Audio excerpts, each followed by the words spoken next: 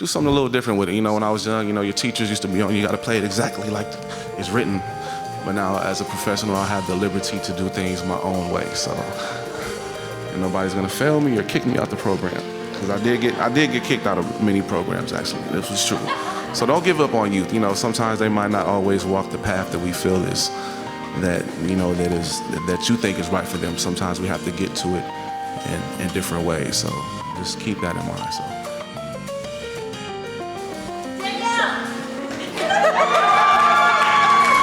I brought my own hecklers. Danielle is here. What are we gonna sing? What's our first number? You do not want me to sing. You would take away the prize money. That would be the end of that. I have one artistic talent, and I'm very grateful for it, but singing is not it.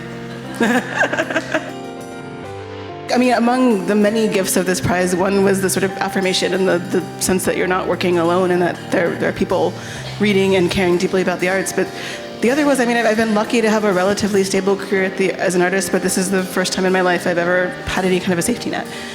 So what I did with the safety net was buy a church. It's a terrific short story collection. Just so, I think you all know this, the George Carl Oates Prize is given not for a book, but to an author, a mid-career author. So it's someone who's emerged and still emerging, as we like to say. What I'm interested in as a writer is mostly things that make me go, how did they get away with this?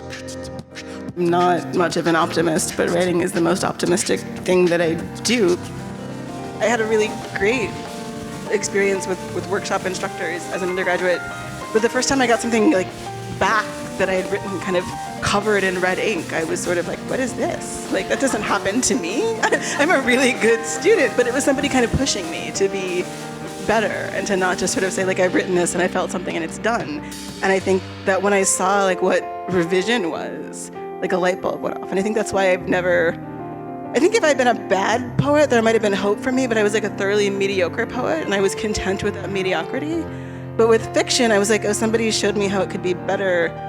And suddenly it was like never gonna be good enough, right? It sort of lit up that obsessive area of my brain that was like, you have to figure out like how to solve this puzzle. And I think especially in the short story form, it really does feel to me as almost like solving a puzzle box, right? Like, how can I fit all of these things in here? How can I make this as sort of dense and compact as possible? And so I think it sort of excited me to be able to think about writing in that way. They say, oh yeah.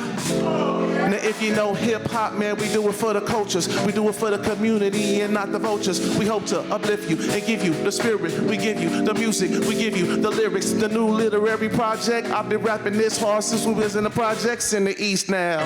We about to get down and have a feast now.